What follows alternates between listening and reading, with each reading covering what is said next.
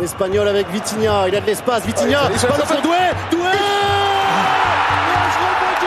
Nous sommes à la 12e minute de la finale de la Ligue des Champions 2025 où Achraf Hakimi crucifie l'Inter Milan avec une frappe incroyable. C'est probablement le but le plus important de sa carrière, mais pourtant, au lieu de célébrer, il est presque gêné d'avoir marqué. N'importe quel joueur se serait jeté vers les supporters de son équipe en criant de joie. Il vient de marquer en finale de LDC, mais il a fait tout le contraire. Il s'est retourné vers les tifosi de l'Inter et leur a demandé pardon, comme s'il leur envoyait un message. Je respecte l'endroit où j'ai joué, excusez-moi cher interiste, aujourd'hui je suis ailleurs. Et ça a surpris beaucoup de monde cette réaction, parce qu'on s'est demandé c'était quoi la relation entre Hakimi et les supporters de l'Inter. Pourtant il n'y a passé qu'un an là-bas. Nous on est habitués de voir des Dembélé célébrer avec un grand sourire et aucune honte face à son ancien club où il y a passé quand même 6 ans. Mais peut-être que Hakimi estimait que son aventure milanaise était achevée trop tôt et qu'il n'avait pas pu tenir ses promesses envers les tifosi. Et des questions comme ça sur la carrière d'Hakimi, on en a tout le long de sa carrière. Pourquoi n'est-il pas resté au Real Madrid malgré son talent? Pourquoi a-t-il quitté l'Inter Milan après seulement une seule saison alors qu'il était à son prime? Que cherchait-il en signant au PSG en 2021? Pour comprendre tout ça, faut qu'on décrypte sa personnalité et son histoire, donc nous devons revenir au tout début. Achraf Hakimi, il est né à Madrid de parents marocains. Son père il est originaire de Ouedzem et sa mère de Ksar El Zebir. Ils avaient tous les deux émigré en Espagne et très tôt, il a décidé d'intégrer la sélection marocaine, même s'il aurait pu prendre celle espagnole, qui avait plus d'ambition et plus de chances de gagner de gros titres. Mais il lui a préféré privilégier ses origines. Il a commencé sa carrière au Real Madrid, c'est là-bas qu'il a été coupe et c'est en 2017 qu'il commence en équipe première. Parce qu'à cette époque, l'entraîneur du Real Madrid n'était rien d'autre que Zinedine Zidane qui venait de gagner la Ligue des Champions. Sous ses ordres, il avait des légendes comme Le Su, Kroos, Modric, Ramos. Quand Zinedine Zidane, il a vu Hakimi s'entraîner, il a vu tout de suite le talent du gamin. Il avait quelque chose de différent. Donc c'est pour ça qu'il lui a donné sa chance. Il fait sa première apparition officielle face à l'Espagnol en octobre 2017 où il a profité de l'opportunité parce que Carvajal était blessé, le titulaire, donc il l'a remplacé le temps de sa blessure. Il avait une pression de fou parce que remplacer un joueur comme Carvajal, c'est pas donné à tout le monde. Mais malgré ça, son premier match est impec. Il ne ressent aucune pression, aucune crainte et il inscrit même son premier but quelques matchs plus tard. Forcément, la presse madrilène s'emballe, se demandant s'ils n'avaient pas enfin le successeur de Carvajal. Malgré ses performances de fou, Zinedine Zidane, il doute d'Hakimi parce que pour lui, il est peut-être trop jeune pour concurrencer Carvajal. À ce poste, il y avait déjà Lucas Vazquez, Nacho. Est-ce qu'il y avait vraiment besoin d'Hakimi? Déjà que c'est hyper difficile de s'imposer au Real, mais en plus, quand t'es un jeune comme ça, c'est presque impossible. Hendrik en a fait les frais. Regardez-le où il en est maintenant, le pauvre vieux. Évidemment, Zinedine Zidane, il veut pas le vendre. Ça serait con de lâcher un talent comme ça. Mais il préfère qu'il aille se développer dans un club un petit peu moins gros que le Real. C'est pour ça qu'il l'a envoyé au Borussia Dortmund où ils l'ont prêté pour 2 ans, sans option d'achat. Ils veulent pas le laisser leur Hakimi. Ils y tiennent, c'est eux qui l'ont fabriqué. Et là, c'est l'explosion. À Dortmund, dès les premiers mois, tout change. Il devient titulaire indiscutable où il couvre seul tout le couloir droit dans le 3-4-3 de Lucien Favre. Il devient un élément majeur de cette équipe. Un leader malgré sa jeunesse. Lors de la saison 2019-2020, il aura marqué 9 buts et fait 10 passes décisives. Tout ça en 45 matchs. Je rappelle que c'est un défenseur de base. Là, on comprend qu'en plus d'être un excellent défenseur, il a les qualités d'un excellent attaquant. Le message est clair pour le Real. Zizou est averti. Le joueur que vous avez sous-estimé, disant qu'il pouvait pas concurrencer votre Carvajal, regardez ce qu'il fait avec nous. Arrive l'été 2020 où il a fini son prêt de 2 ans avec Dortmund, qui a tout simplement été exceptionnel. Et là, on se dit, le Real, ils vont peut-être lever l'option d'achat pour le garder. Et surprise, ils ne lèvent pas l'option d'achat. Parce que même s'il était exceptionnel, ils en avaient pas besoin. Carvajal était toujours au niveau. Avec lui, il venait de gagner encore 2 Ligues des Champions. Pourquoi prendre le petit jeune? Ils avaient en plus une nouvelle recrue qui venait d'arriver, Ordiozola, qui était la doublure de Carvajal et qui était aussi très bon. Ils n'avaient pas besoin du petit Achraf. Mais c'est pas grave. Parce que ses performances avaient pas échappé aux plus grands clubs européens. Notamment un certain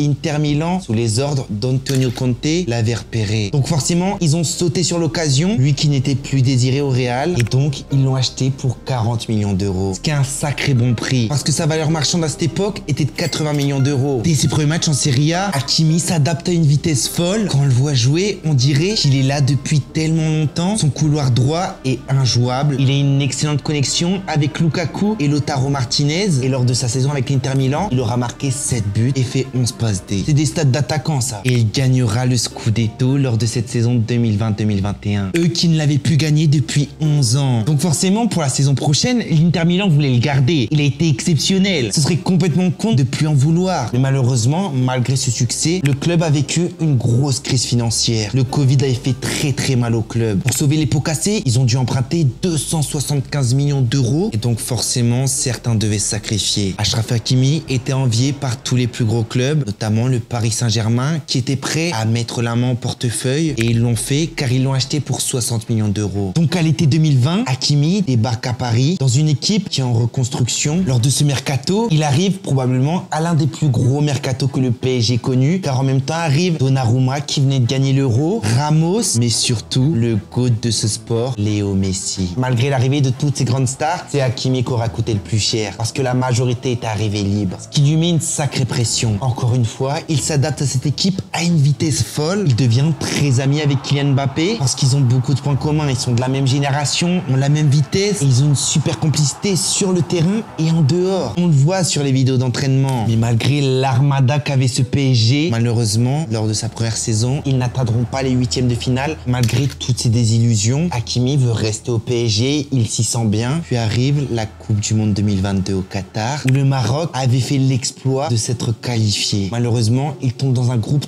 très dur, parce que dans ce groupe, il y a quand même la Croatie, les finalistes de la Coupe du Monde 2018, la Belgique, les demi-finalistes de la Coupe du Monde 2018, et le Canada, qui a de jeunes très prometteurs. Mais malgré ça, le Maroc réussit à terminer premier de son groupe, ayant la meilleure défense. Hakimi est l'un des piliers de cette équipe, où il avait livré un match incroyable face à la Belgique, avait fait une passe D magnifique face au Canada, comme si c'était le destin. En huitième de finale, il retrouve le pays où il est né, l'Espagne. Lui qui portait le maillot espagnol quand il était petit, cette sélection qu'il avait supplié de la rejoindre, mais il avait toujours refusé, car il se sentait plus marocain qu'espagnol. Comme il l'a dit, il ne s'est jamais vraiment senti chez lui en Espagne. Pendant 120 minutes, les deux équipes n'arriveront pas à prendre l'avantage, donc le match se termine au tir au but. L'Espagne a raté ses 3 premiers pénaltys, tandis que le Maroc en avait réussi 2 et raté 1. Hakimi avait la responsabilité du 4e pénalty. S'il le ratait, le tir au but continuait, mais s'il le marquait, le Maroc serait qualifié en quart de finale. Il prend donc une grande respiration, tire en faisant une magnifique panenka et donne la victoire au Maroc. C'est historique, le Maroc est en quart de finale. Pour les quarts de finale, ils affronteront le pays voisin de leur ancien adversaire, qui n'est rien d'autre que la sélection du Sud, le Portugal. Cette fois-ci, il n'a pas fallu attendre les pénaux parce que le Maroc a réussi à gagner 1-0.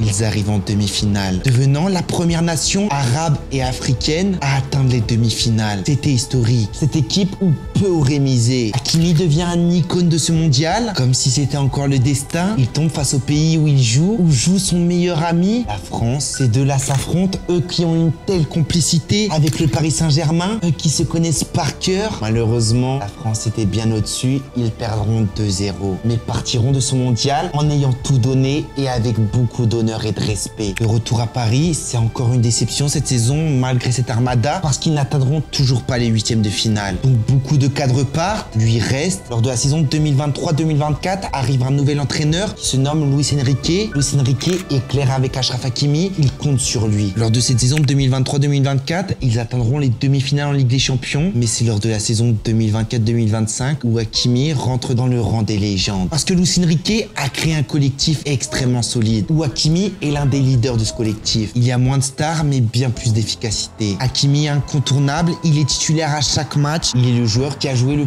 plus de matchs avec le PSG. Et malgré un premier début de saison très difficile, où le PSG ne savait même pas s'il pourrait se qualifier en huitième de finale, c'est lors de la deuxième saison que ce PSG est transformé. Car il passe les huitièmes, les quarts, les demi-finales et atteigne la finale pour la deuxième fois de son histoire. Hakimi a certes déjà gagné cette Ligue des Champions, mais jamais en tant que titulaire. Lors de cette finale, il devient le premier Marocain marqué en finale de Ligue des Champions. Encore un coup du destin face à son ancien club. Ce PSG gagnera 5-0. Hakimi gagne sa deuxième Ligue des Champions, mais ce qui est encore plus beau, c'est qu'il a offert la première au PSG. Pour beaucoup, Hakimi est le meilleur latéral droit du monde et il le prouve saison après saison. Il n'a que 26 ans et il est à son prime. On espère qu'il reste encore au PSG et en décembre 2025 se passe la CAN dans son pays. On espère qu'il la gagne. C'était Tibbs, c'était un plaisir. Et si vous avez kiffé cette vidéo, commentez. Hakimi il est chaud. Seuls les vrais comprendront.